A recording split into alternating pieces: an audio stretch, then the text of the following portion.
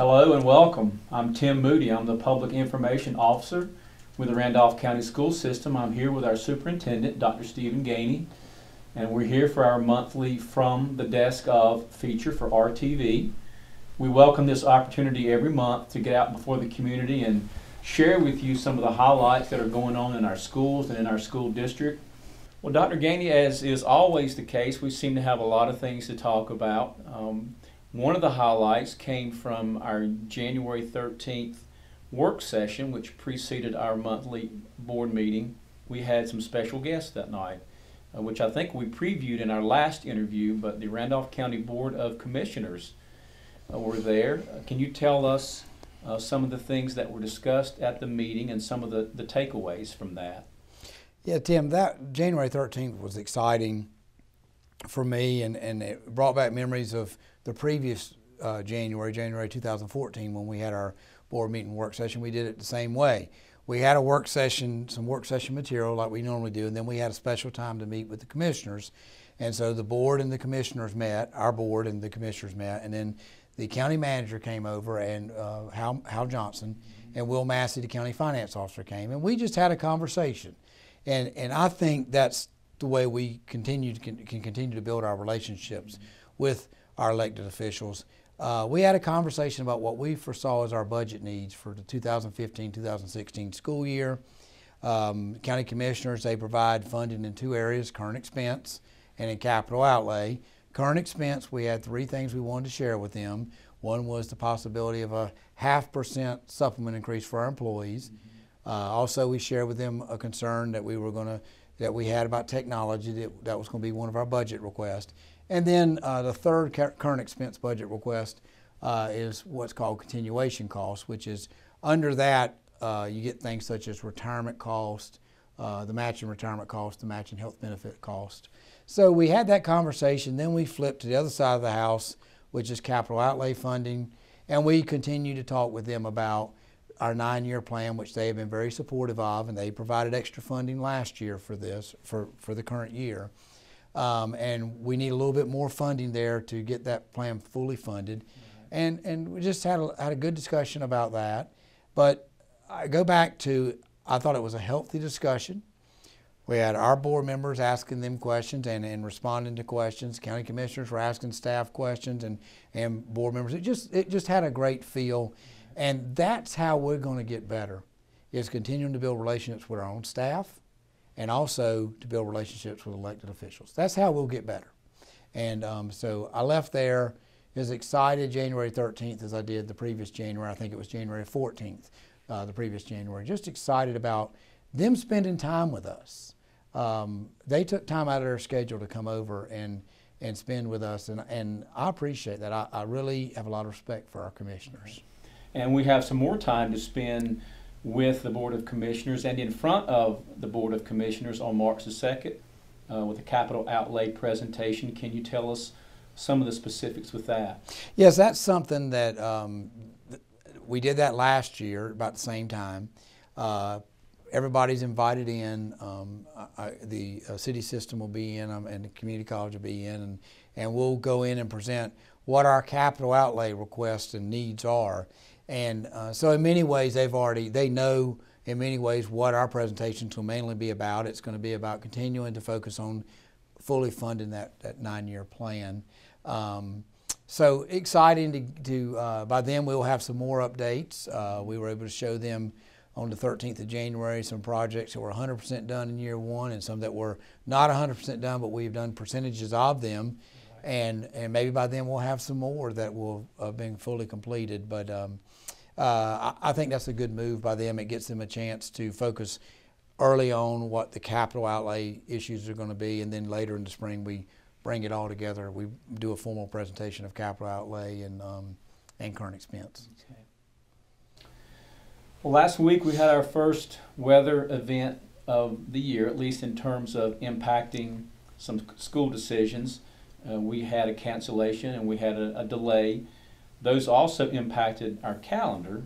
Of course, the days that were impacted, by the time this is aired, we will have already realized those days. But it is a reminder to us that sometimes when we have these weather events, it doesn't just affect that day, but it affects days going forward, like makeup days. Can you talk to us a little bit about how these days impact the calendar?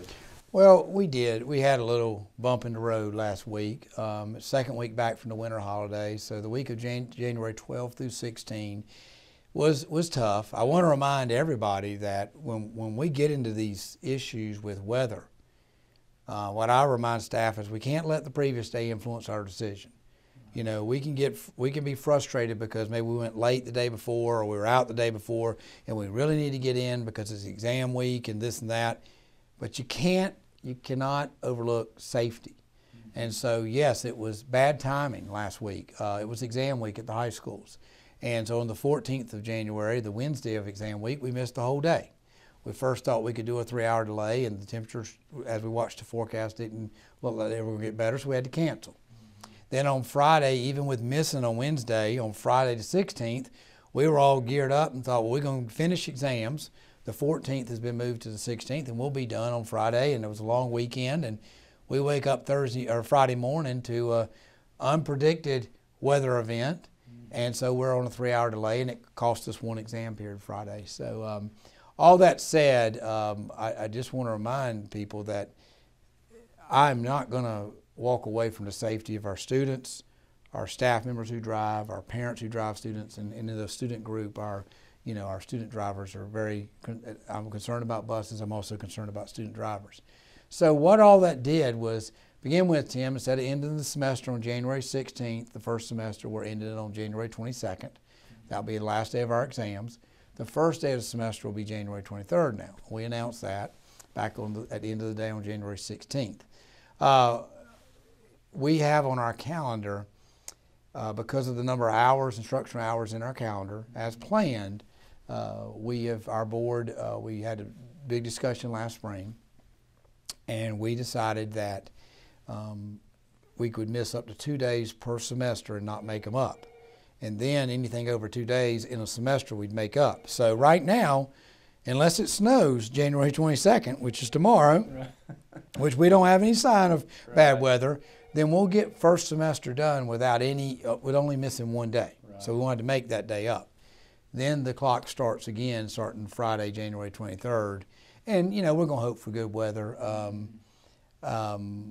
We do need a break from the weather. But same token, as bad as we need a break, Tim, we're going to operate at all times with safety first. Right. And so we'll get to the other side of it.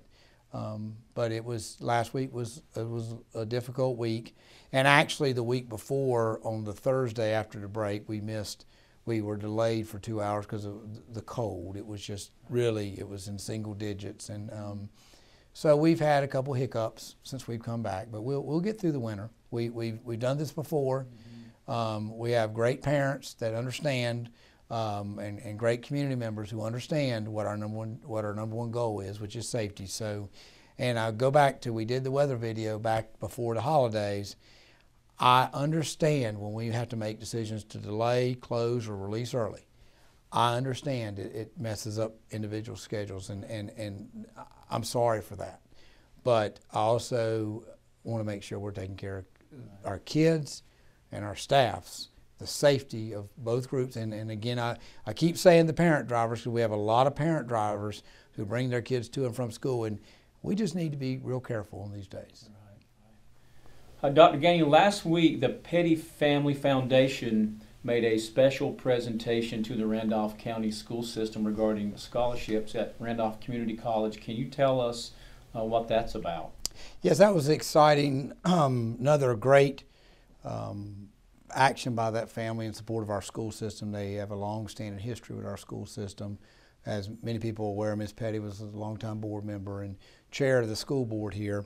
But they have created a scholarship, and it's one per traditional high school in Randolph County school system, to a graduating senior, so there's 6 a year, and it will go, the scholarship, it will be awarded to someone who's going to Randolph Community College, and they're going to study in one of 4 areas, and I've got them, Tim: automotive systems technology, collision repair and refinishing, welding, or computer integrated machining. So just thought that was another show of support from their family of our school system, and again, just very appreciative of the family. Scholarships were, I think you may have said this, but $1,000 scholarships. And just, you know, anything. It was interesting to hear Mr. Petty talk, and just his support for children is just, right.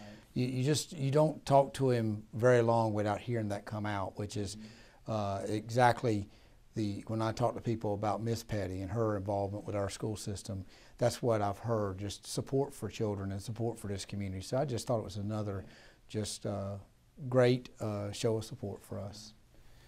You know, Dr. Gainey, one of the things that we've talked about in our central service meetings and our principal meetings, and something that you've presented to the staff here, is to talk about the core mission and the core values of the Randolph County school system. And you've asked us what we thought those things were. I would be interested if you would be willing to share with our community some of what you've received from the staff, and also what you feel are really the core values of this school system. Well, we've done this a little activity with 2 groups now, and I'm going to use it on several other groups, or do it with several other groups. I just want to see what we're getting back after 18 and a half months, and it's been very exciting to see what different groups of staff are responding with, and I'm hearing things such as transparency. I'm hearing things or ideas such as we have processes and procedures in place. Very interesting that one of the things came up was we're shifting from just completely focusing on teaching to also merge into learning, and the way I take that is we're working on teaching, but we're also looking to see what kind of learning is going on, and getting feedback that decision system-wide are being focused on what's in the best interest of kids. And you know, when you say that, it's what's in the best interest of kids is ultimately what's in the best interest of teachers too, because you've got to equip them with the right materials and what they need to be able to help kids. So collaboration, it was a topic that came up in the first couple rounds of this exercise. So just excited to hear people open up and be able to give them an opportunity to share what they're thinking. And as we've said in these activities, no one's wrong no one's response is wrong. We're just trying to get better. I've talked to somebody a couple of days ago in the community, and they asked me what was my goal for this school system. And my goal is I want us to get better every day. Right. I'm not going to go out there and point and say this piece of data has got to go from this number to this number for us to be successful. We want all our data points to improve. But overall, I want us to get better. I want us to get better in facilities, transportation, child nutrition, academics, extracurricular activities. And I think the only way we can get better every day is to have a very global picture of what our job is. And that's as many different areas we provide services to. Okay, so we're closing out first semester, as we just talked about. Second semester soon will begin. So now, just to take a moment and reflect, to look back on first semester, what are some highlights? What are some things that stand out for you? And then on top of that, going forward into second semester, what are some things that excite you? Well, probably the biggest highlight to me has been there's a calmness in our schools. And with that calmness, there's a high level of focus on students and student learning. And I think they both work together. You can't focus on students and student learning without having that calmness. And with that calmness comes confidence. I've been very excited the relationships that I think are continuing to build between school staff, central service staff. I think I've mentioned this on interviews before. Nothing excites me more than to go in schools and be able to talk with staff and with students. But you know, that's exciting to me because that means we're building relationships, and we don't want to be a 2-part school system. Central service staff, school-based staff. We want to be one school system. We don't want to be 31 different schools. We want to be a system of 31 schools. So And I'm enjoying, you know, I don't know if you can say, Tim, it's all this fall. I don't know, but I'm enjoying this community. I'm enjoying every time I go out in this community. It seems like there's something else out there that grabs my attention in a positive way. And so enjoying, we mentioned the commissioners, enjoy working with them and enjoy trying to be as transparent as we can with them. And, you know, a lot of what we're basing what we're doing on is trust and transparency. And that's, to me, if you can't do that, you're really, it's hard to accomplish much more. Right. Well, Dr. Gainey, thank you. And thank you to Randolph Telephone for giving us the opportunity to come out and get before the community each month. We appreciate this chance to share with you again the things that are going on in our school district, and we will see you again next month. Thank you.